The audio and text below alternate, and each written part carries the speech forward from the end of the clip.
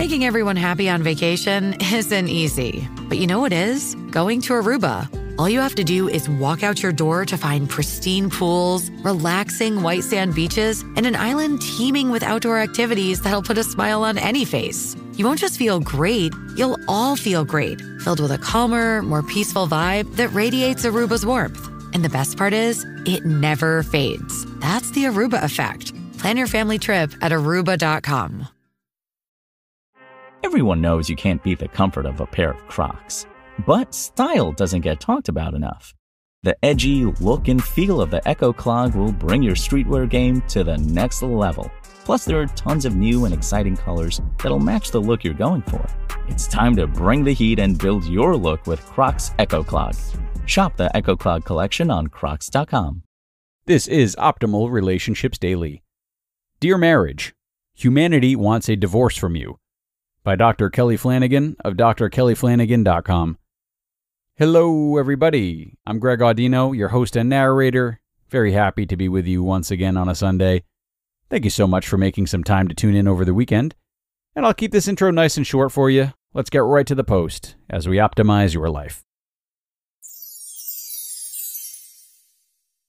Dear Marriage, Humanity Wants a Divorce from You, by Dr. Kelly Flanagan of drkellyflanagan.com. Dear Marriage, there is a demographic time bomb about to explode in Japan.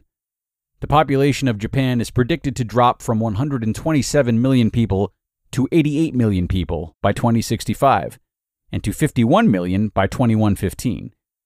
Last year in Japan, there were less than 1 million births for the first time in recorded history. Soon, Japan will have almost as many senior citizens as able-bodied workers. Japanese economists are terrified. Why is this happening? Are Japanese couples simply having fewer children? Or is something else going on? Something else is going on. The number of Japanese men planning to marry has dropped from 67% to 39%, and the number of Japanese women planning to marry has dropped from 82% to 59%. This kind of change is not totally unheard of. Over generations and across the centuries, attitudes toward marriage have fluctuated dramatically. However, this change has not happened over 3 centuries or even 3 generations. It's just happened in 3 years. Dear Marriage, young people in Japan are no longer divorcing themselves from each other. They're quickly divorcing themselves from you. And Japan is just the canary in the coal mine. I'm writing this letter to you because most of humanity appears to be writing an entirely different kind of letter to you. A Dear John letter. Increasingly, it seems, we're planning to end our relationship with you. We're splitting up with you, and young people in particular are leaving you en masse. Walking out, moving out. The whole thing is very complicated. The end of every relationship always is. But as a marriage researcher and marital therapist, here's my analysis. People are leaving you because you did not give them what they wanted. I know the feeling. You didn't give me what I wanted either. When I got married, I wanted you to make me feel like I was an adult. I thought marriage and maturity were synonymous. I wanted to feel like I had arrived. But my arrival at the marriage altar was just another beginning. That has been difficult to accept. When I got married, I wanted you to make me feel finally stable in my life, secure in my own skin, and safe in the world. And yet slowly I discovered you to be dangerous, in the way any unpredictable adventure is dangerous. In marriage, we are asked to give our all to something that may end up in disaster. There is very little stable, secure, and safe about that.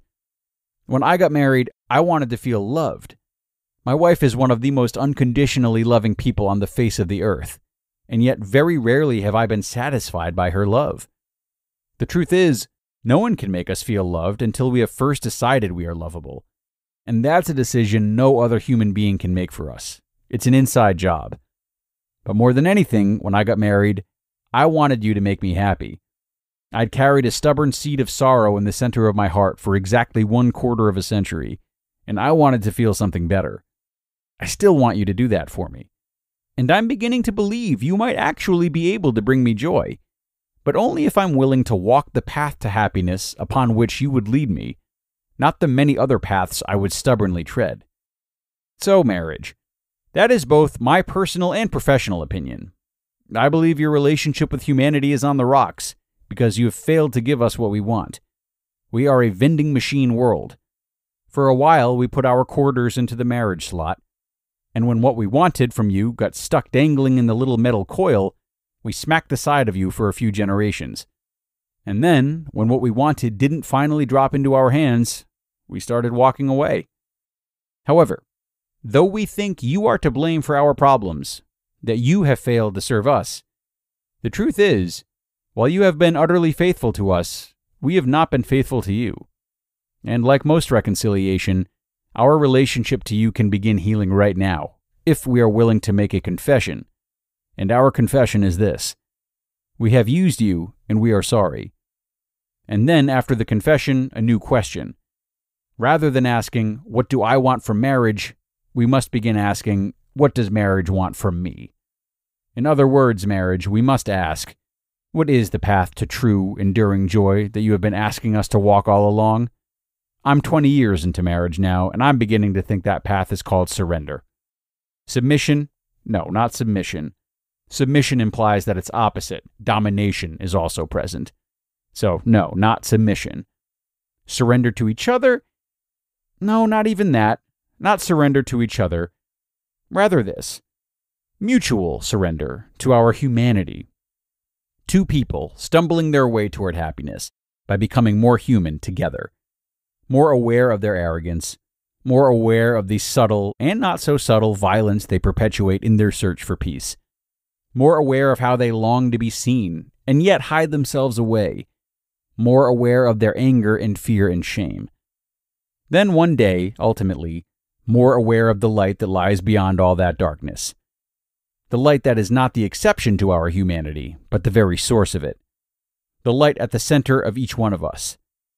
Surrendering together until the light within one comes so close to the light within another that they are no longer certain where one light ends and the other begins.